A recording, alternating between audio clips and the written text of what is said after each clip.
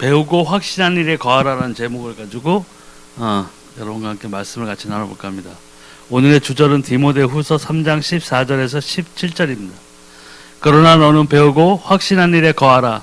너는 내가 누구에게서 배운 것을 알며 또 어려서부터 성경을 알았나니 성경은 능히 너로 하여금 그리스도 예수 안에 있는 믿음으로 말미암아 구원에 이르는 지혜가 있게 하느니라. 모든 성경은 하나님의 감동으로 된 것으로 교훈과 책망과 바르게 함과 의로 교육하기에 유익하니 이는 하나님의 사람으로 온전하게 하며 모든 선한 일을 행할 능력을 갖추게 하려 함이라. 아멘. 이 배우고 확신한 일에 거하라는 이 말씀처럼, 그 제목처럼 우리가 그 예배를 드리고 또 성경의 말씀을 또 배우고 또 여러 또 간증이라든가 또 이런 것들을 통해서 하나님이 분명히 살아 계시다는 것을 먼저 깨달아야 된다는 것입니다. 그래서 이 배우고 확실한 일에 거하려면 내가 뭘 배우었는지, 배우고 있는 건지를 확실하게 알아야 된다는 얘기죠. 네. 이 내가 배우고 있는, 우리가 이 교회에서 배우고 있는 것은 가장 큰 주제는 뭘 알아야 되냐면 하나님이 살아계시다. 그리고 주 예수 그리스도께서 우리의 구세주가 되셨고 우리의 주인이 되셨고 십자가에서 피 흘리심으로써 우리의 죄를 대속하셔서 우리가 영생을 얻은 것, 영원한 생명을 지닌 우리가 하나님의 자녀가 됐다는 그것입니다. 그러니까 이것을 알고 깨닫고 거기에서 그치는 게 아니라 내가 체험해야 되는 거죠. 네. 내가 만난 하나님이 있어야 돼요. 네. 경험이 있어야 되는 거죠. 또 내가 만난 예수님, 또 내 삶에서 성취되어진 하나님의 말씀, 이것들이 나에게 있어야 됩니다. 그럴 때에 우리가 비로소 이 진리가 참이고 이 모든 것이 사실이라는 것을, 진실이라는 것을, 진리라는 것을 완전히 깨닫고 내가 체험했을 때에 비로소 내가 배운 것에 확신을 더할 수 있다는 것이죠. 그 확신을 더한다는 것은 뭐냐면 내가 예수님 안에서 하나님의 주신 그 선물 영생을 받은 자로서 내가 죽음을 만나는 그날, 하나님 앞에 서는 그날까지 내가 이것들을 잊어버리지 않고 내 삶에서 적용시킬 수 있다는 것입니다. 그래서 성경의 성격을 보면, 성경은 잘 아시겠죠? 하나님의 말씀입니다. 디모데후서 3장 16절 나오죠. 성경은 하나님의 영감으로 선지자 혹은 사도를 통하여 인간에게 주신 말씀이므로 우리에게 생명의 길잡이가 됩니다. 하나님이 이 말씀하셨다는 것은, 말씀은 뭐냐면 그 간단히 얘기하자면 언약이에요. 하나님이 주신 말씀으로 주신 약속이라는 얘기죠. 그럼으로써 우리가 이 하나님의 말씀을 붙잡고 기도한다는 것은 그 말씀이 내 삶에서 이루어질 것을 믿고 기도한다는 거죠. 그리고 당연히 그 말씀이 내 삶에서 체험되어, 그러니까 실현화되어야 된다는 거죠. 한마디로. 그래야만 비로소 정말 하나님이 살아계시구나. 정말 주 예수가 그리스도 되심으로써 내가 모든 죄, 저주, 사망 가운데에서 해방을 얻었구나 라는 것을 우리가 느낄 수 있다는 거죠. 그러니까 이 성경을 읽고 우리가 체험할 수 있다는 것은 이 성경이 살아계신 하나님이 주신 언약이라는 것을 우리가 꼭 기억해야 하는 것이죠. 또 성격은 예언서입니다. 계시록 1장 3절에 나오죠. 이 예언의 말씀을 읽는 자와 듣는 자와 그 가운데 기록한 것을 지키는 자는 복이 있나니 때가 가까움이라. 아멘. 특히 우리 세대들은 이제 사도신경과 요한계시록 그 사이에 우리가 머무르고 있는데, 사도행전은 이제 계속 그 신약시대 사도뿐만 아니라 지금 현재에서도 많은 목회자들, 전도사들, 선교사들 통해서 또 우리 믿는 하나님의 백성들을 통해서 지금도 사역이 일어나고 있는 것이죠. 근데 이제 우리가 맞닥뜨려야 될 상황은 이 요한계시록입니다. 이 성경은 이 요한계시록뿐만이 아니라 큰 틀에서 놓고 보자면 창세기부터 그 있는 구약, 신약, 그래서 예수님 오신 이후에 신약 이 모든 것들이 통틀어서 보면 예언이에요. 예.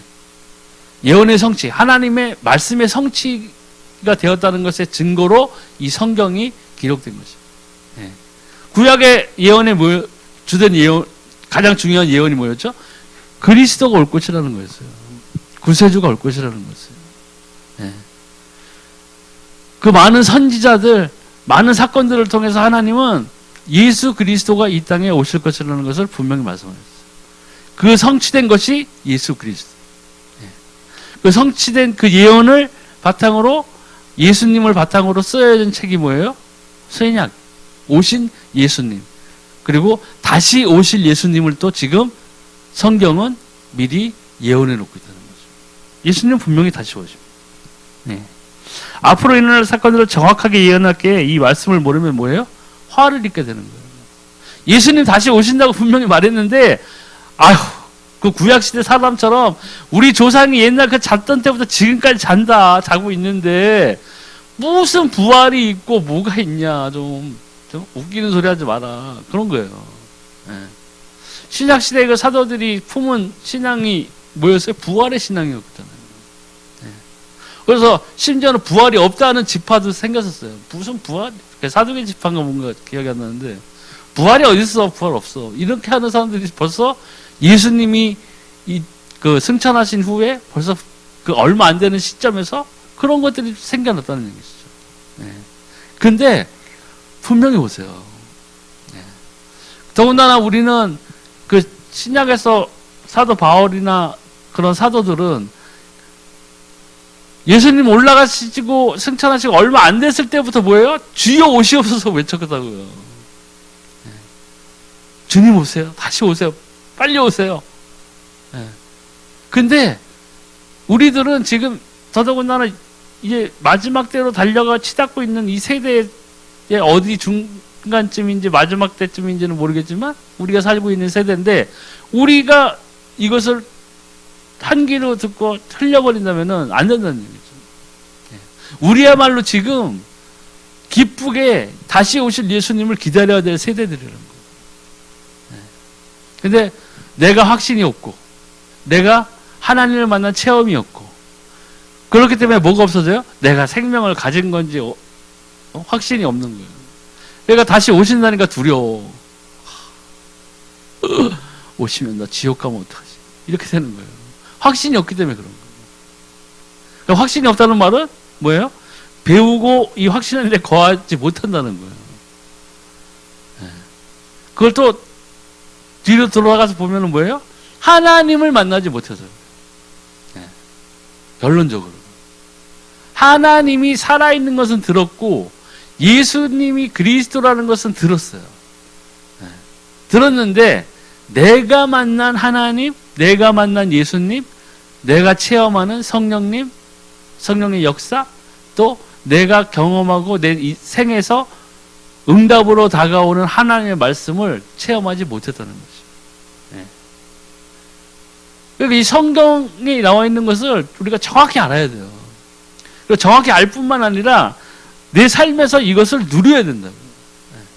임마누엘 하는 예수님을 누리는 것은, 하나님과 함께 나와 함께 하시는 것을 누리는 것은 어떤 뭐 환상을 보고 막 환청이 들려서 뭐 천사의 음성이 나한테 들려서 그게 되는 게 아니라고요. 세상의 모든 종교가 다 흉내낸다고 그랬잖아요. 귀신도 쫓아내고, 그죠? 하물며 모세 그 지팡이 보세요. 지팡이 뱀으로 던졌더니 애굽의 술사들이 막 우리도 할 수 있다고 던져서 뱀으로 만들었잖아요. 똑같이 따라할 수 있다고요. 근데 따라하지 못하는 게 뭐예요? 그리고 어떤 경전을 통해서 그 어떤 종교 공자왈 맹자를 아무리 1000만 번 외워봐도 우리에게 줄 수 없는 것이 뭐예요? 생명이라고. 이 성경은 우리에게 생명을 주기 위해서 하나님이 그 선지자들과 종들을 통해서 기록해 놓은 책이라는 거죠. 성령의 인도를 따라서, 성령의 영감을 받아서. 또 성경은 영원한 약속입니다. 이사야 40장 8절, 푸른 마르고 꽃은 시드나 우리 하나님의 말씀은 영원히 서리라 하라. 아멘. 하나님께서 영원하시기 때문에 하나님의 약속인 성경도 거짓이 됨이 없고 영원한. 근데 이 성경이 말하는 것은 뭐예요? 생명이에요. 우리에게 주고자 하는 것은 생명이라고. 구원이란 말이죠. 그 장대한 이스라엘의 역사 가운데에서도 이것들이 쓰여진 이유는 결국에는 예수 그리스도를 통한 구원 사역이에요. 그리고 그 사역의 결과물로 우리가 생명을 얻었다는 얘기죠. 또 성경이 우리에게 주어진 방법을 보면 베드로후서 1장 21절 예언은 언제든지 사람의 뜻으로 낸 것이 아니요 오직 성령의 감동하심을 받은 사람들이 하나님께 받아 말한 것입니다. 아멘. 하나님께서 그냥 아무나 무작위로 너 글씨 잘 쓰니까 너 이거 대신 써 대필해 이게 아니라 뭐예요? 여기 나와 있듯이 성령의 감동하심을 받은 사람들이 받아 적은 책이라는 것이 막 주지 않았어요. 하나님이 막 그냥 누구에게나 막 주지 않았다고요. 확실한 하나님의 사람, 확실한 하나님의 사람을 통해서 성령의 감동하심으로 적게 만든 것이 이 성경이에요. 또 성경의 우월성을 보자면 고린도전서 2장 13절 우리가 이것을 말하거니와 사람의 지혜가 가르친 말로 아니하고 오직 성령께서 가르치신 것으로 하니 영적인 일은 영적인 것으로 분별하느니라. 아멘. 사람의 지혜가 아니죠. 성령께서 뭘 통달하셨다고 그랬어요? 하나님의 모든 것을 통달하신 분이 성령이에요. 하나님의 영이시잖아요. 그렇기 때문에 하나님의 영이신 성령이 하나님의 사람으로서 그 하나님의 감동을 받은 사람을 통해서 쓰여진 것이라는 거예요. 그렇기 때문에 이 성경의 우월함이 다른 어떠한 경전 이런 것에 비교할 바가 아니라는 거죠. 사실 비교 대상도 될 수가 없는 거고요. 또 성경은 반드시 이 땅에서 다 이루어집니다. 마태복음 5장 17절 18절 내가 율법이나 선지자를 폐하러 온 줄로 생각하지 말라 폐하러 온 것이 아니요 완전하게 하려 함이라 진실로 너에게 이르노니 천지가 없어지기 전에는 율법의 1.1획도 결코 없어지지 아니하고 다 이루리라. 아멘. 이 성경은 반드시 이 땅에서 한 사람의 개인의 그 역사도 있지만 단체의 역사, 민족의 역사, 나라의 역사 뭐 이런 것들이 있겠죠. 내 세대에 이루어지지 않아도 후대에는 이루어질 그 약속들도 또 따로 있어요. 그렇지만 결국에는 하나님의 말씀은 이 땅 위에서 다 이루어진다. 언제 끝나겠어요? 예수님 다시 재림하시는 때. 끝나겠죠. 모든 심판이 백보자 심판이 다 끝날 때에는 천국, 지옥으로 완전히 나눠져서 모든 그 하나님의 구원 사역이 이제 끝날 때고 심판까지 끝날 때까지는 하나님의 말씀은 계속 이 땅에서 이루어진다. 1.2획도 땅에 떨어지지 아니하고 이루어질 거예요. 그렇기 때문에 성경은 아무도 가감할 수 없습니다. 성경을 변경하면 저주를 받게 됩니다. 신명기 4장 2절에 내가 너희에게 명령하는 말을 너희는 가감하지 말고 내가 너희에게 내리는 너희 하나님 여호와의 명령을 지키라. 아멘. 여기 하나님 분명히 신명기 요때에 분명히 말씀을 하셨거든요. 가감하지 말라고. 근데 뒤에 나온 뭐 이슬람이나 뭐 여호와의 증인인가 뭐 이런 거 뭐예요? 하나님의 말씀 완전 갈아엎었잖아요, 그냥. 마호메드가 갑자기 선지자로 나와서 뭐 하나님으로부터 받은 그걸로 해가지고 코란을 막 해가지고 이슬람 만든 거고 여호와의 증인도 뭐 몰명거도 누구 뭐 천사를 만나가지고 새로 뭐 경전을 받아가지고 뭐 했다고 뭐 하고 그리고 뭐 다른 뭐 통일교 뭐 이런 거 기타 약간 이단성을 띠는 사람들도 성경을 읽다가 자기가 막 갑자기 예수 그리스도라고 뭐 자기가 구세주라고 뭐 이런 식으로 막 해서 사람들을 유혹하기 시작하고 그것을 바탕 삼아서 하나님의 구원 사역을 어지럽히고 있다는 거죠. 함부로 생각하면 안 돼요. 함부로 하면 안 돼요. 굉장히 무서운 거예요, 사실은. 완벽하신 하나님께서 가장 그 시대의 때에, 그 다음에 그 가장 하나님의 감동을 받은 사람들을 통해서 충분한 말씀을 주신 거예요. 근데 그 말씀을 가지고 자기가 더하고 빼고 하면은 말이 안 되는 거예요. 그거 하나님이 완벽하지 않으신 거예요. 내가 무언가 하나님의 지혜가 모자라서 나의 지혜를 보태줘야 그게 완성이 되는 건가요? 그렇지 않아요. 예수님도 사역을 할 때 그 십자가에 달리시고 돌아가시기 전에, 부활하시기 전에 뭐라고 그러셨나요? 죽음을 맛보시기 전에 뭐라고 했어요? 내가 다 이루었다. 근데 예수님께서 내가 다 이루었다는 것은 뭐예요?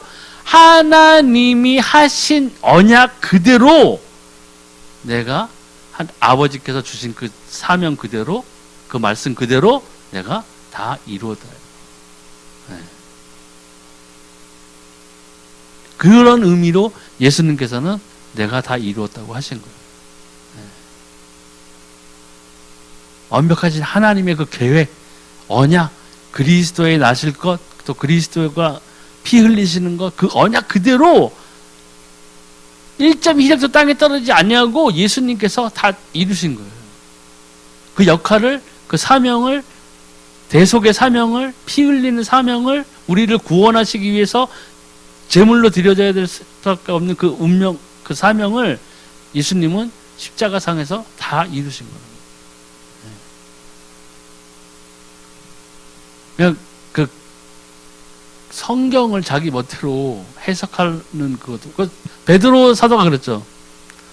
이미 성경을 억지로 풀려다 멸망한 자들이 있다고 그랬어요. 그 당시에도. 그 억지로 풀려다가 멸망한 사람들이 뭐겠어요? 그 당시에 뭐 아까 말씀드렸듯이 뭐 부활이 어디 있어? 뭐 부활은 없다. 막 이런 사람. 그리고 그 당시에도 뭐예요? 자기가 그리스도라고 하는 사람들이 있었다고. 그리고 예수님이 하나님의 아들이 아니라고 부인하는 사람들이 있었어요. 그 성경을 그렇게 열심히 읽고 달달 외우던 그 유대인들조차도 눈이 완전히 감겨서, 영적인 눈이 감겨서 바라보지 못한 거예요. 그렇게 구세주를 기다리고 메시아를 기다렸던 유대민족이 오신 예수님을 알아보지 못했던 거예요. 그리고 찔러 죽이기까지 했죠. 물론 그것이 하나님의 언약대로, 그렇죠? 그리스도께서 피 흘려셔야 되기 때문에 뭐 그렇게 이루어질 수밖에 없었던 것이지만, 상당히 유대인 우리들이 지금 바라보는 입장에서는 어떻게 그럴 수 있을까? 안타까운 일이지만 우리가 무엇보다 체험되어야 되고 하는 것은 결국에는 이 성경에 있는 하나님의 말씀이, 이 살아있는 하나님의 말씀이 내 안에서, 내 삶에서 이루어져야 된다는 거죠. 그걸 맛봤을 때만 정말 이거구나, 하나님 분명히 살아계시구나, 하나님의 말씀이 지금도 역사하고 계시구나를 우리가 맛볼 수 있다는 거죠. 그게 어떻게 보면 생명의 생수를 우리가 맛보는 거예요. 카톨릭에서 뭐 물 떠놓고 뭐 성수라고 그래서 뭐 이렇게 뿌리고 막 그러잖아요. 그게 아니에요. 살아계신 하나님의 말씀의 성취. 살아있는 하나님의 말씀이기 때문에 이 말씀은 성취되어져야 돼요. 나의 어떠한과 상관없이 하나님의 말씀이기 때문에 성취되어져야 돼요.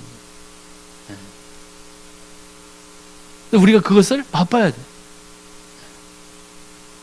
또 성경은 인생을 밝은 길로 인도하여 든든히 세우는 말씀입니다. 시편 119편 105절, 그 다음에 사도행전 20장 32절. 주의 말씀은 내 발의 등이요 내 길의 빛이 나이다. 지금 내가 여러분을 주와 및 그 은혜의 말씀에 부탁하노니 그 말씀이 여러분을 능히 든든히 세우사 거룩하게 하심을 입은 모든 자 가운데 기업 있게 하시리라. 아멘. 성경의 말씀이 이 시편 기자가 쓴 이 말씀도 주의 말씀은 내 발의 등이요 내 길의 빛이 나이다는 결국에는 뭐예요? 이 시편 기자가 하나님의 말씀대로 살았던 거예요. 그리고 하나님의 말씀대로 그 길을 가다 보니까 뭐예요? 거기에 형통함이 있었던 거예요. 이 말씀을 우리가 한번 풀이해 보자면, 주의 말씀은 내 발의 등이요 내 길의 빛이 나에 대해서 뭐 성령이 사사건건 그냥 꼬치꼬치 그냥 나의 모든 일거수일투족을 갖다가 지도하고 이렇게 하시는 그런 어떤 내가 무슨 아바타가 된 듯한 그런 것이 아니라는 거지. 말씀을 따라가서 살다 보니까 그 길 위에는 내 지나간 발자국을 되돌아보고 내 지나간 날들을 되돌아보고 내가 앞으로 나아갈 방향대로 하나님의 말씀대로 살아가 보니 뭐예요? 하나님의 인도가 나를 예 인생을 지도하셨다는 것에 느낀다는 거예요. 체험한다는 거죠. 이거 어떤 화려한 미사여구를 여기다 집어넣기 위해서 그렇게 만들어 놓은 구절이 아니라는 거죠. 또 신약에서 나타난 행전 20장 32절에도 보니까 지금 내가 여러분을 주와 및 그 은혜의 말씀에 부탁하노니 그 말씀이 여러분을 능히 든든히 세우사 거룩하게 하심을 입은 모든 자 가운데 기업 있게 하시리라. 아멘. 이 말씀이 그만큼 우리를 세울 수 있다는 거지. 근데 말씀을 100번 읽으면 그 말씀이 나를 세울 수 있느냐? 아니죠. 내가 말씀대로 행해야 돼요. 말씀대로 따라서 산다는 것은 내가 그 말씀대로 살아가는 거예요. 죄 짓지 마 하시니까 죄를 안 져야 되는 거예요. 하나님이 죄를 싫어하신다고 그랬잖아요. 네가 아무리 기도해도 너와 나 사이에 네 죄가 가로막고 있어. 기도하지 마. 나 듣지도 않을 거야. 하나님 그렇게 말씀하신다고. 근데 나 혼자 죄는 있는 대로 지면서 하나님 자비롭고 인자하시고 사랑이 넘치시는 하나님 제 말씀을 제 기도를 들으시는 거 맞죠? 이러고 앉아있다고요. 혼자 생각으로. 그렇게 살아간다면 어떻게 이 말씀이 내게 이루어지겠나? 과연 정말 이 시편 기자의 이 고백대로 주의 말씀은 내 발의 등이요 내 길의 빛이나이다. 이렇게 할 수 있나요? 없죠. 답답한 신앙생활을 하게끔 정체된 신앙생활을 하게끔 되어 있습니다. 또 성경은 하나님의 뜻을 발견하게 하고 사단의 권세를 이기는 무기이기도 합니다. 마태복음 4장 4절 7절 10절 예수께서 대답하여 이르시되 기록되었을 때 사람이 떡으로만 살 것이 아니요 하나님의 입으로부터 나오는 모든 말씀으로 살 것이라 하였느니라 하시니 예수께서 이르시되 또 기록되었을 때 주 너희 하나님을 시험하지 말라 하였느니라 하시니 이에 예수께서 말씀하시되 사단아 물러가라 기록되었을 때 주 너희 하나님께 경배하고 다만 그를 섬기라 하였느니라. 아멘. 이 성경은 그 하나님 제일 중요한 건 하나님이 주신 말씀입니다. 의심할 여지가 없죠. 하나님이 우리에게 주신 말씀입니다. 근데 창세기 때 아담과 하와가 사단의 계략에 속았죠? 꼬임에 빠졌다고요? 선악과를 따먹었어요. 그래서 하나님의 동산에서 쫓겨났다고요. 하나님과의 관계가 단절되고 그랬어요. 그리고 죄와 저주가 들어왔죠. 그 하나님을 떠난 순간에 죄와 저주가 들어온 거예요. 근데 그 순간에 또 하나님은 뭘로 주셨어요? 예수 그리스도가 여인의 후손이 올 것이라는 구원의 언약을 동시에 주셨어요. 그 구원의 언약의 성취가 구약이고, 근데 이 사단이 이 에덴 동산에서도 있었다는 얘기예요. 하나님의 보좌를 노릴 만큼 파워 있는 천사였어요. 근데 하나님의 보좌를 탐내다가 이 땅에 떨어져 내렸다. 그 하나님과 가장 똑같이 생긴 피조물, 사람을 보게 된 거예요. 아담과 하와를 보게 된 거예요. 얼마나 미웠겠어요. 그러니까 아담과 하와를 타락시키기 위해서 가장 강교했던 뱀에게 들어가서 사람을 유혹하는 거죠. 그 마찬가지로 사단이 지금도 역사하고 있다는 거예요. 근데 이 사단을 대적할 수 있는 우리의 가장 큰 무기가 뭐냐? 이 하나님의 말씀이에요. 광야에서 예수님이 40일 금식 기도 하시는 후에 광야에서 사단에게 시험을 받았죠. 사단이 막 격동시켰잖아요. 근데 사단이 하나님의 말씀으로 예수님을 공격했어요. 기록되었을 때. 그죠? 네가 여기서 떨어져 내려봐. 기록되었을 때 하늘의 천사가 너의 발을 잡아서 상하지 않게 할 것이라. 이런 식으로 유혹했다고. 근데 예수님이 똑같이 하나님의 말씀으로 반격했어요. 예수님이 갑자기 말씀으로 안 하고 나 예수의 이름으로 명하노니 사단아 썩 꺼져 이러지 않았어요. 하나님의 말씀으로 똑같이 사단에게 공격했어요. 방어를. 사단이 다른 말을 못해. 그죠? 사단이 거기에서 마지막 그 예수님한테 했던 게 그거였나? 천하 모든 만국의 권세와 부 이런 걸 보여줬죠. 부귀영화를 보여줬다고요. 그리고 뭐라 그랬어요? 예수님한테 네가 나에게 경배하라. 이 모든 것들이 나에게 주어진 바인데 네가 나에게 경배하면 내가 이것을 너에게 주겠다고 했어요.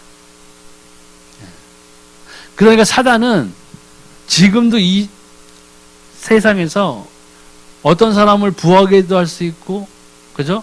어떤 사람을 똑같이 가난하게 만들 수 있어요. 그게 저주, 사주, 팔자, 운명 이런 거에 이용되고 있는 거예요. 실제로 구술하면 잘 되는 경우도 있어요. 그죠? 부적을 쓰면 잘 되는 경우도 있어요. 부적을 쓰면 또 안 아픈 경우도 있어요. 그런 거를 체험하니까 사람들이 거기서 못 벗어나는 거예요. 사단이 만들어 놓은 그 틀에서 벗어날 수가 없는 거예요. 네. 사단은 지금도 그런 식으로 사람들을 공격하고 있다고요. 옴짝달싹 못하게 만들고 있어요. 네. 아무리 좋은 차를 타도 운전석 밑에 부적이 없으면 뭐 불안해요. 막. 트렁크 뚜껑을 열어보면 그 밑에 뭐가 달려있어요? 북어가 달려가지고 뱅글뱅글 돌고 있다고. 왜요? 그걸 안 하면 화가 온다니까. 그걸 안 하면 부적을 안 붙이면 나 죽는다니까. 이 성경 안에서는 뭐라고 말씀하고 계세요? 우리는 이 성경을 통해서 이 사단의 계략을 우리는 이미 다 알았어요. 그리고 이 성경을 통해서 우리가 예수가 그리스도라는 것을 알고 우리가 그분을 우리의 주인으로 영접하여 드리고 모셔드리고 했을 때에 성경의 말씀 그대로 우리가 뭘 얻었어요? 구원을 얻었다. 이 성경을 통해서 똑같이 우리가 원수의 화전을 막아낼 공격할 수 있는 방어할 수 있는 우리가 말씀을 가지고 있어야 됩니다.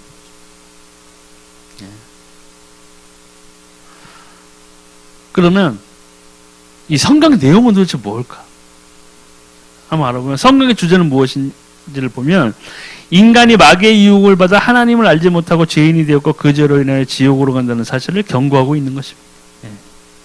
이 세상에 있는 어떠한 책도 이것을 우리에게 밝히 사람들에게 말해주는 책이나 경전은 한 권도 없습니다. 창세기 3장 1절에 15절 이게 창세기 3장에서 일어나고 있었던 가장 큰 사건이었죠. 인간이 타락한 거예요. 하나님을 떠난 거죠. 근데 우리가 제가 불신자였을 때나 그때를 돌아보면 도대체 왜 세상이 그렇게 돌아가고 왜 나만 내 인생만 이렇게 힘들고 아니 많은 잘 사는 부모를 앞두고 나는 왜 이런 부모님을 만나가지고 이렇게 맨날 갈등하게 되고 맨날 술만 마시게 되고 맨날 이렇게 분노에 찬 삶을 살아야 되는가 이런 거에 시달리고 있었다는 거예요. 그런데 내가 예수 그리스도를 이제 만나고 보니까 내가 하나님을 떠났기 때문에 내 가족들이 내 부모님들이 하나님을 떠났기 때문에 이러한 고통이 시작되었구나. 사람의 방법으로는 해결할 수가 없었던 거였구나. 우리 엄마가 막 외할머니 때부터 이모들 손잡고 찾아가던 그 장님인가 그 점쟁이 맨날 찾아가서 듣고 해도 답도 안 나오는데 그랬던 이유가 하나님을 떠났기 때문에 그 모든 불행의 시작은 결국에는 뭐였냐? 하나님을 떠난 삶이었기 때문에. 근데 거기다 대고 몰랐을 때는 엉뚱한 데다가 화풀이를 하고 엉뚱한 데다가 하소연을 하는 것이었어요. 점쟁이 왜 찾아갔겠어요? 우리 엄마가 답답하니까 찾아간 거예요. 그냥 한마디로. 그래서 점쟁이한테 갔더니 뭐라 그래요? 30몇 살 때는 잘 돼. 40 몇 살 때는 잘 돼. 그렇게 말한다고. 그래서 그걸 와서 그냥 이모들이랑 얘기해요. 40 되니까 풀린다니. 좀만 더 참아. 그러고 살았다고요. 근데 우리들은 왜 그렇게 못 사냐는 거죠. 우리가 가진 게 뭐예요? 하나님이 주신 말씀이에요. 하나님이 주신 구원의 언약이에요. 그리고 우리가 이 예수 그리스도를 통해서 예수 그리스도와 동행하는 삶을 산다면은 내 안에 성령이 정말 내주하고 계시고 성령이 정말 말할 수 없는 탄식으로 나를 위해서 기도하시는 것을 체험하고 내가 이 하나님의 살아계신 말씀으로 살아간다면은, 그죠? 그 점쟁이한테 말들은 우리 엄마보다는 더 훨씬 행복하게 살아야 될 거 아니에요. 우리 엄마는 그 점쟁이 말 한마디에 5년을 속고 10년을 속았어요. 그죠? 40살 때 잘 되는 거야. 39살 때까지 참은 거예요, 그냥. 고통스러운데도, 지구명에도 볕들 날이 있다고. 40 되면 잘 된다. 안 됐어요. 근데, 왜 우리 믿는 우리 크리스찬들이, 하나님의 자녀라는 우리들이, 왜 이 하나님의 말씀에서 우리가 왜 기쁨을 얻지 못하냐. 그 원천적인 건 아담과 하와가 선악과를 따먹을 때와 똑같다는 거예요. 내 주변에 강교한 뱀이 있다는 뜻은 아니에요. 내 주변에 무슨 강교한 뱀이 있어서 사단이 그 안에 들어가서 나를 꽂힌다 이건 아니고, 뭐가 문제냐? 하나님의 것보다는 세상 것을 사랑하게 됩니다. 내가 하나님 앞에서 어떻게 살아야 될 것을 생각하는 것이 아니라 내가 이 세상에서 어떻게 더 잘 살아갈 것인가를 생각하기 때문에 안 보이는 거예요. 우리가 성령을 받은 사람들이잖아요. 그죠? 성령의 소욕이 현저히 낮아지고 있다는 거예요. 세상의 소욕이 높아진 거예요. 선악과를 유혹을 받았던 아담과 하와의 그 상태와 내 상태가 똑같다는 거예요. 이 성경을 보자면, 그 상태를 보자면. 또 죄 가운데 있는 인간에게 오실 메시아 예수 그리스도를 믿으면 구원을 얻게 된다는 약속이 있습니다. 이게 제일 중요한 약속이에요. 창세기 3장 15절 그 사건, 또 요한복음 8장 50절. 너희 조상 아브라함 나이 때 볼 것을 즐거워하다가 보고 기뻐하였느니라. 예수님이 언제부터 계셨죠? 창세 전부터 계셨어요. 하나님의 말씀이셨던 그분이 육신이 되어 어쩔 수 없이 육신이 되어 오신 거예요. 그 언약대로 피 흘리셔야 되기 때문에, 원죄 없는 몸으로 오셔야 되기 때문에 성령을 통해서 마리아에게 잉태된 것이에요. 그렇기 때문에 하나님이 말씀하셨듯이 뭐예요? 여인의 후손이라고 해요. 우리 모두는 다 남자의 씨를 받은 남자의 후손들인데 예수님만은 원죄가 있으면 안 됐기 때문에, 죄가 없은 상태에서 피를 흘리셔야 됐기 때문에 남자의 씨가 아닌 성령으로 됐어요. 그래서 하는 성경 구절에 나오죠. 첫사람 아담으로 인해서 죄가 들어왔고 마지막 사람 예수로 인해서 생명이 들어왔어요.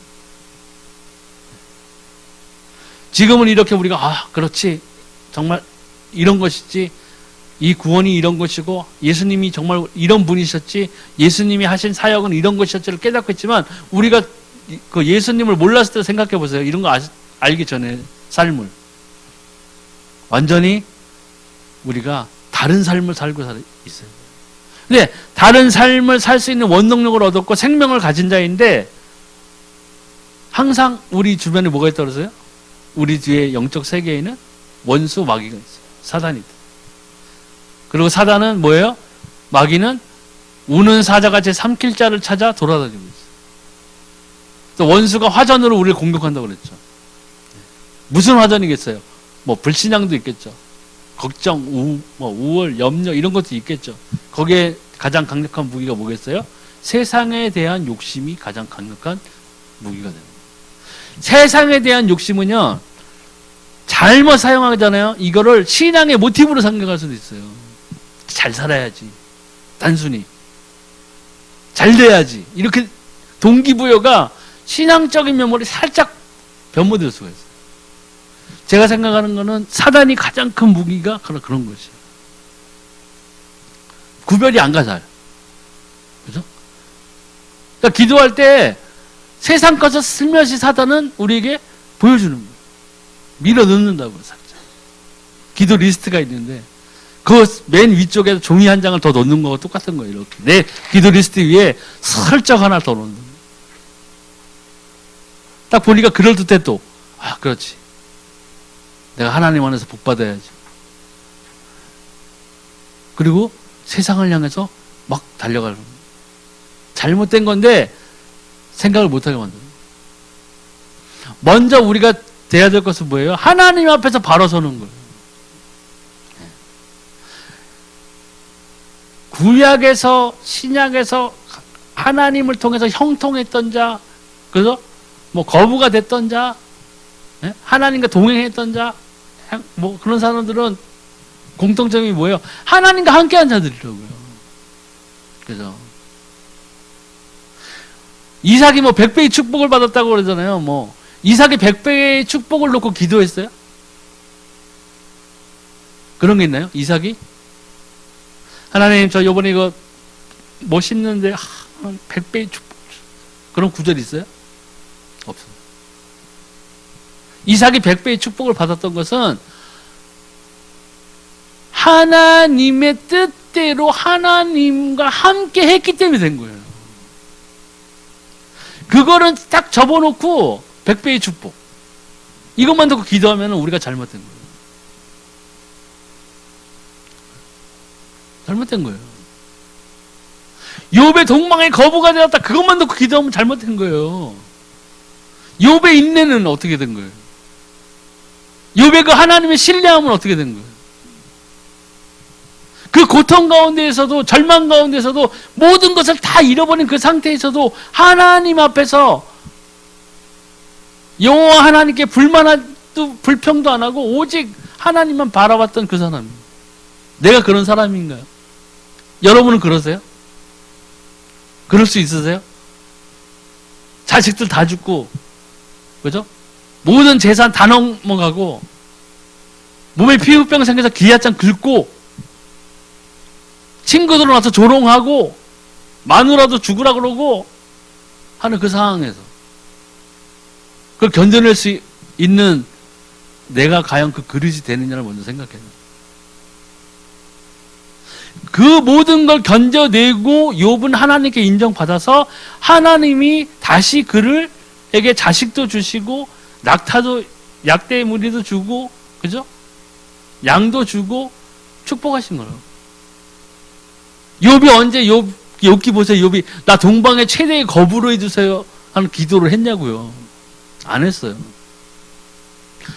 온전히 하나님의 뜻대로 하나님이 인도하시는 대로 가다 보면 하나님이 그 복을 주신 거예요.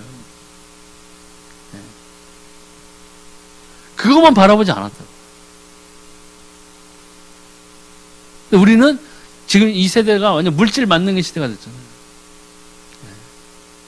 그렇기 때문에 그런 유혹이 우리가, 그 유혹이 그 자체가 우리의 신앙의 목표, 그 다음에 우리가 온전히 하나님 앞에서 드려져야 되는 예배와 뭐 기도 제목 이런 것들을, 그런 것들을 덮을 수가 있다. 상당히 경계해야 돼. 그래서 우리가 제일 중요한 건 뭐예요? 하나님 앞에 먼저 바로 서야 돼. 하나님의 이 말씀 위에 굳건히 서야 된다. 말씀 위에 굳건히 선다는 게 뭐예요? 뭐 성경 맨날 24시간 밟고 있어야 돼요, 우리가? 하나님, 왼발에는 신약, 오른발에는 구약입니다, 하나님. 이만큼 튼튼하게 제가 듣고 있어요. 이게 듣는 거예요? 아니에요. 이 하나님의 말씀이 내 삶에서 내가 이 하나님의 말씀대로 기도했을 때 이 응답이 나에게 쌓여져야 되는 거예요. 이게 기초가 돼야 돼요. 자꾸 반석처럼 쌓이는 거예요.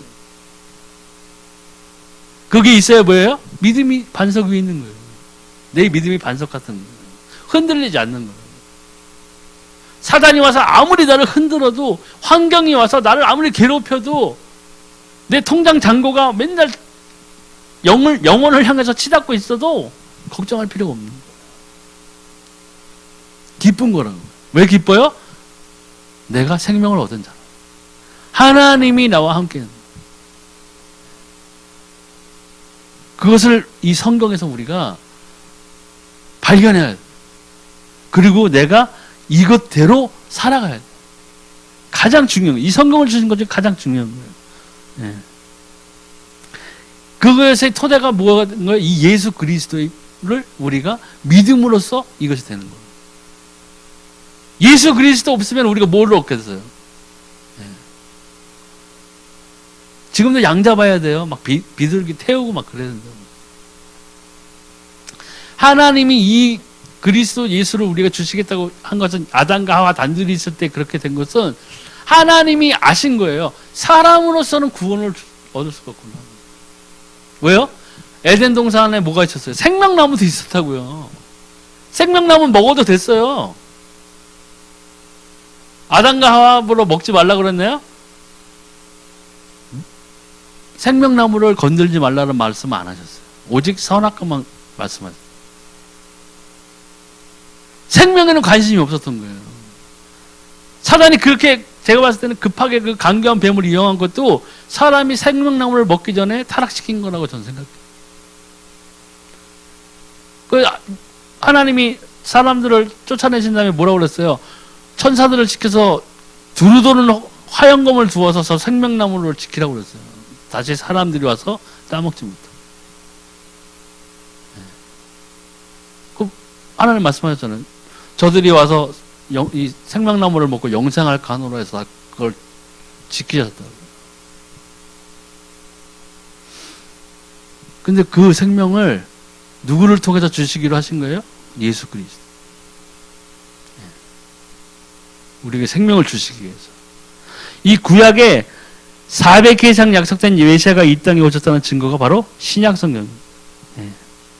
이사야서 7장 14절을 보니까 그러므로 주께서 친히 징조를 너에게 주실 것이요 보라 처녀가 잉태하여 아들을 낳을 것이요 그의 이름을 임마누엘이라 하느니라. 처녀가 잉태한다고 그러죠. 여인의 후손이 온다는 그 약속을 이 구약을 통해서 하나님께서는 미리 400번 이상이나 이 메시아가 있다는 오실 거라는 걸 말씀하신 거예요. 그 말씀의 성취가 뭐예요? 마태복음 1장 21절 아들을 낳으니 그 이름을 예수로 하라 이는 그가 자기 백성을 그들의 죄에서 구원할 자이심이라 하니라. 아멘. 예수님이에요. 예수 그리스도를 통한 이 구원의 사역, 생명의 사역을 하나님께서는 예언하셨고 그것을 성취하셨다는 거예요. 이 예수를 영접한 자는 그 속에 성령이 계셔서 그를 인도하신다는 또 약속을 주셨습니다. 요한복음 14장 16절 내가 너희 아버지께 구하겠으니 그가 또 다른 보혜사를 너에게 주사 영원토록 너희와 함께 있게 하리니. 아멘. 또 요한복음 14장 26절을 보니까 이는 그리스도 예수 로마서 8장 2절에 보니까 이는 그리스도 예수 안에 있는 생명의 성령의 법이 죄와 사망의 법에서 너를 해방하였습니다. 아멘. 우리에게 완전히 해방을 줬어요. 그동안 괴롭히던 원수 마귀, 그죠? 제 청소년 때 찾아와서 나를 그렇게 괴롭혔던 귀신, 제가 예수님 믿고 어떻게 됐다고 그랬죠? 떠났어요. 즉시로 고백했을 때. 그래서 저는 더 믿은 거죠. 확신을 갖게 되더라고요. 아, 그렇다. 정말 예수가 그리스도구나. 야, 정말 이 예수가 그리스도구나. 아플 때 이사야서를 붙잡고 기도했더니 뭐예요? 그 성경 말씀 그대로 나에게서 그 아픔이, 고통이, 병이 떠나갔어요. 근데 어떻게 안 믿을 수가 있겠어요? 한동안 제가 방황했던 적도 있어요. 네? 2년 동안인가? 뭐 예배도 안 드리고 그런 시절이 있었다고. 그 상태에서도 뭐예요? 부인할 수가 없어요. 나의 어떠한가 상관없이. 내가 부하다고 해서 예수 그리스도가 있는 것이고, 내가 가난하니까 나에게는 예수님이 없는 것이다. 이거는 사단이 주는 생각입니다.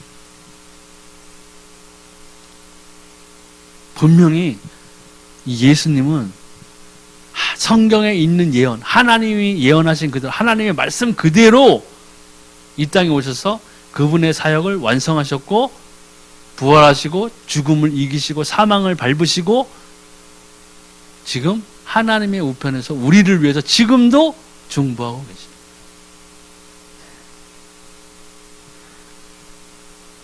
그 약속 그대로 우리에게 무엇을 주셨나요? 성령을 우리에게 주셨다. 사도 바울이 말했잖아요. 너희가 너희 몸 안에 성령이 거는 거룩한 성전인 것을 너희가 모르느냐. 안타까워서 말했겠죠. 성령이 우리와 함께 하신다는 것이에요. 다시 생각하면 광야에서 구름 기둥과 불 기둥으로 인도받던 유대 민족이었잖아요. 그죠? 이스라엘 사람들이었다고요. 그와 똑같이 하나님은 지금 구름 기둥과 불 기둥 대신 그보다 더 좋은 살아계신 성령을 우리에게 부어주신 거예요. 내 안에 성령이 계신 거예요. 그런데 왜 성령이 내 안에 계신 걸 깨닫지 못하느냐? 결국에는 기도하지 않고 기도해도 응답을 받지 못하기 때문에 성령의 충만함을 느낄 수가 없는 거죠. 그러니까 안타까운 거예요. 근데 우리는 분명히 하나님의 이 말씀 그대로 이 예수 그리스도를 통해서 우리는 이미 구원받았어요. 영생을 받은 자라. 근데 그것을 누리는 것은 똑같이 여기 와서 예배를 드리고 찬송하고 찬양한다고 해서 동시에 모든 사람들이 그렇게 받는 것은 아니고 누리는 것은 아니라는 얘기예요. 내가 만난 하나님, 내가 누리고 있는 하나님, 내가 지금도 내 삶의 행적에서 따라서 살고자 하는 하나님의 말씀 그대로 살고자 하는 모습, 행동 이런 거에 따라서는 천차만별로 다 각자 느끼는 하나님이 틀리다는 거죠. 그건 우리의 잘못이에요. 하나님은 구약과 신약을 통해서 모두에게 동일한 언약을 주셨어요. 차별이 있는 말씀이 아니에요. 유럽에서 지금 출간되고 있는 성경, 미국에서 출간되고 있는 성경, 한국에서 출간되는 성경이 서로 다른 게 아니라고요. 하나님의 말씀 그대로예요. 근데 그 말씀을 정말로 누가 제대로 소화할 수 있느냐는 거예요. 거기에 따라서 내가 만난 하나님, 내가 생각하는 하나님, 그죠? 이런 것들이 틀린 거예요. 내 삶에 누려지는 하나님이 틀린 거예요. 분명히 예수님은 그대로예요. 성령도 우리와 함께 하세요. 하나님은 지금도 살아계세요. 우리가 달라져야 돼요. 우리가 변해야 돼요. 그럼 이 성경을 배우는 목적은 첫 번째로 요한복음 20장 31절 오직 이것을 기록함은 너희로 예수께서 하나님의 아들 그리스도이심을 믿게 하려 함이요 또 너희로 믿고 그 이름을 힘입어 생명을 얻게 하려 함이라. 이게 제일 중요한 거예요. 생명. 우리가 쓰러지기도 하고 넘어지기도 하지만 우리는 다시 일어설 때 생각해야 돼요. 아, 나에게 생명이 있다. 예수 그리스도께서 분명히 나의 구세주시다. 내가 이분을 통해서 그분의 피 흘리심을 통해서 죄사함을 받았고 내가 생명을 얻은 자예요. 분명히 알아야 돼요. 이게 있어야 확신이 있는 거예요. 또 로마서 15장 4절에 무엇이든지 전에 기록된 바는 우리의 교훈을 위하여 기록된 것이니 우리로 하여금 인내로 또는 성경의 위로로 소망을 가지게 함이니라. 아멘. 세상에 어떤 오락 엔터테인먼트 이런 것들이 우리에게 잠깐의 재미를 주고 웃음을 줄 수 있지만은 진짜 우리가 이 성경을 통해서 배워야 된다. 성경에 보면 하나님을 떠나서 실패한 사람들의 모습도 있어요. 그죠? 하나님의 말씀을 떠나서 죽는 사람도 있었어요. 출애굽기 보세요. 그죠? 10가지 재앙을 하나님이 막 그냥 바로에게 퍼 부었는데도 그래 너희들 가라 내 재물도 주고 할 테니까 다 가라 했는데도 갑자기 그냥 사단이 그 마음을 확 또 격동시키니까 전차 타고 가서 막 죽이려고 끝까지 쫓아가서 결국엔 다 바다에 빠져 죽잖아요. 얼마나 어리석은 거예요. 하나님을 떠나고 하나님을 알지 못하는 사람들의 모습이에요. 그 모습이 하나님을 알면서도 그런 모습이 나타나는 사람도 있었어요. 바로 그 다음에 모세가 시내산에 올라갔을 때 밑에서 뭐였어요? 막 금송아지를 막 만들었잖아요. 위에 올라간 모세는 진짜 냈다 모르겠다는. 우리를 위해서 인도할 신을 만들어내라. 아론을 막 협박했죠, 막. 그러다 금송아지를 막 만들어서 우상의 제물로 하다가 있다가 모세가 그걸 발견해서 다시 내려오면서 그걸 봐서 어떻게 됐어요? 다 죽었어요. 야, 나 같으면 그렇게 안 했을 때는 우리는 그럴 수 있죠. 생각은. 아니, 어떻게 세상에 그 많은 기적을 보고 홍해가 갈라지고 하나님의 언약궤가 있고 구름기둥과 불기둥이 인도하고 그런 역사의 현장, 하나님이 직접 인도하시는 그 현장에 있던 사람들이 어떻게 그럴 수 있느냐 하는 거죠.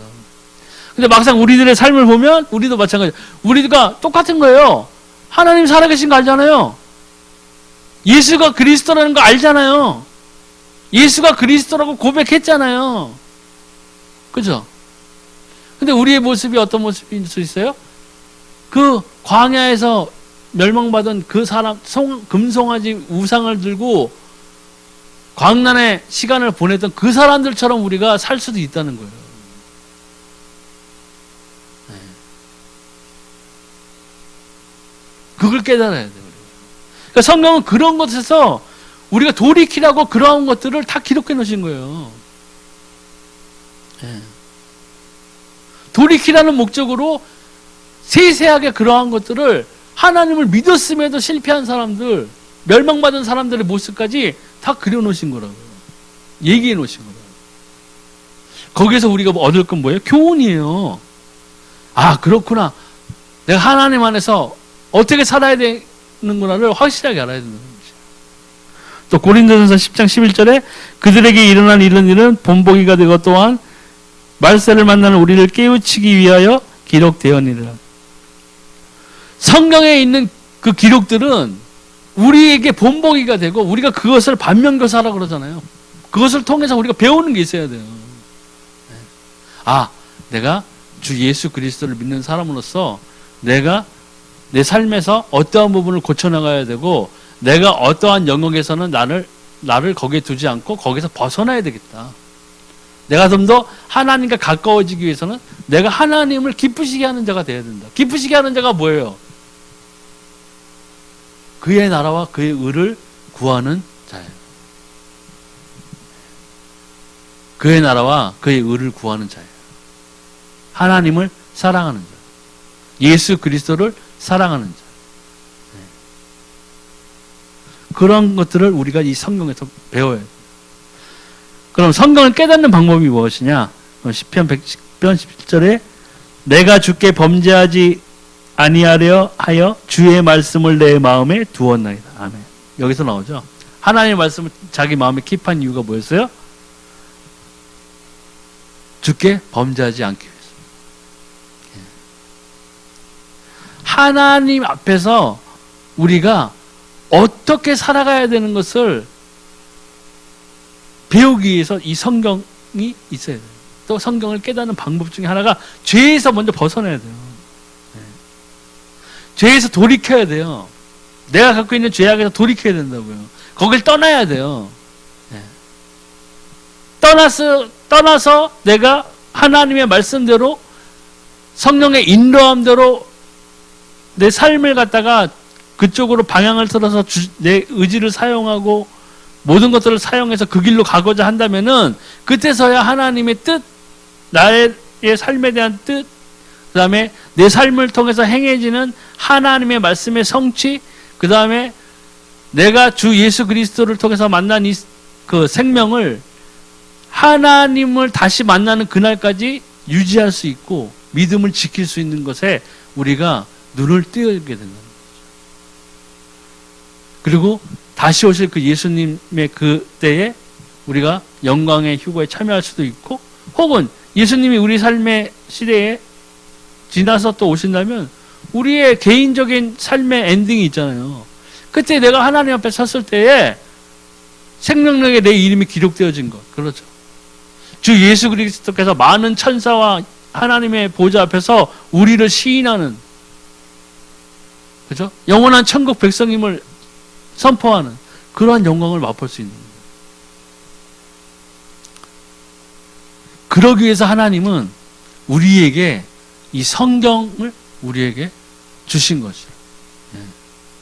이게 될 때에 이 성경을 통해서 뭘 할 수 있어요? 내가 배우고 확신한 일. 가장 큰 것은 뭐예요? 예수가 그리스도라는 것을 인정해야 돼요. 하나님을 인정하는과 동시에 오직 주 예수가 그리스도 되셨고 내가 이분 외에는 나에게 생명을 줄 만한 가치 있는 다른 아무것도 일들, 인물들, 모든 길이 없다는 것을 고백해야 돼요. 이 시작이 돼야 돼요. 그래야 내가 안에 성령이 들어오시고 내가 그때부터 이 성경을 읽어나갈 때에 내가 그동안 느꼈던 내 삶의 그 배움의 지식, 학문의 지식을 통해서 읽고 성경을 해석하는 것이 아니라 내 안에 계신 하나님의 영, 성령을 통해서 이 성경의 눈이 띄어지기 시작하는 거예요. 눈이 띄어져야만 뭐가 돼요? 이 성경 말씀을 내 삶에서 적용시킬 수가 있는 거예요. 그리고 이 성경 말씀대로 기도하고 삶의 방향을 하나님의 말씀대로 따라 지켜 행하다 보면 거기에서 하나님이 우리에게 주시는 형통함이 있다는 거죠. 그 형통함이 진정으로 바꿔 말하면 또 임마누엘 하나님의 복, 하나님이 나와 함께 하시는 복이라는 거죠. 이게 기본적으로 딱 되어야만 우리가 하나님의 나라 그 앞에 그 성전 앞에 서는 그 순간까지 우리 믿음을 지킬 수 있다는 거죠. 믿음을 지킨다는 건 뭐예요? 나 하나님 부인해요. 이게 아니라고요. 그런 의미일 수도 있지만 믿음을 지킨다는 것은 내가 주신 그 하나님의 생명을 가진 자로서 하나님이 주신 이 성경에 있는 말씀 그대로 내가 최선을 다해서 살아가는 거예요. 금장으로 글씨 크게 써져 있는 성경책 10권을 내 머리맡에 두고 자도 그거는 믿음을 지키는 게 아니에요. 하나님이 주신 이 살아계신 하나님의 말씀, 살아계신 하나님의 말씀이기 때문에 뭐예요? 하나님의 말씀은 살아있어요. 성경에도 나와 있잖아요. 하나님의 말씀은 살아있고 운동력 있어 뭐예요? 좌우의 날선 어떤 것보다 날카롭고 혼과 영감이 관절과 골수를 찔러 쪼개기까지 하는, 그렇게 된 말씀이 선포될 때 이루어지는 것이라고요. 내가 잘나서가 아니고 내가 목청을 높여서 하나님의 말씀을 부르짖어서 된 것도 아니고 300번 외워서 된 것도 아니에요. 하나님의 말씀 분명히 살아계세요. 그 말씀이 모여진 것이 뭐예요? 이 하나님이 우리에게 주신 성경이라는 거예요. 그러니까 우리는 다른 무엇보다도 내 안에 계신 성령, 나와 함께 하시는 그 성령을 통해서 먼저 눈 떠야져야 될 것은 다른 것이 아니라 이 성경에 있는 하나님의 말씀이 내 삶에서 눈 떠야져요. 그리고 그것을 꼭 내 삶에서 적용시켜서 말씀이 내 삶에 이루어지는 것을 체험해야 된다는 거죠. 그것이 계속 이루어질 때 비로소 우리는 하나님과 동행하는 삶, 하나님과 형통하는 삶을 사는 우리 하나님의 자녀들이 될 수 있다는 것입니다. 꼭 그러한 그 체험과 또 하나님의 은혜가 꼭 함께 우리들의 삶에 있기를 소망합니다. 오늘 말씀 마치겠습니다.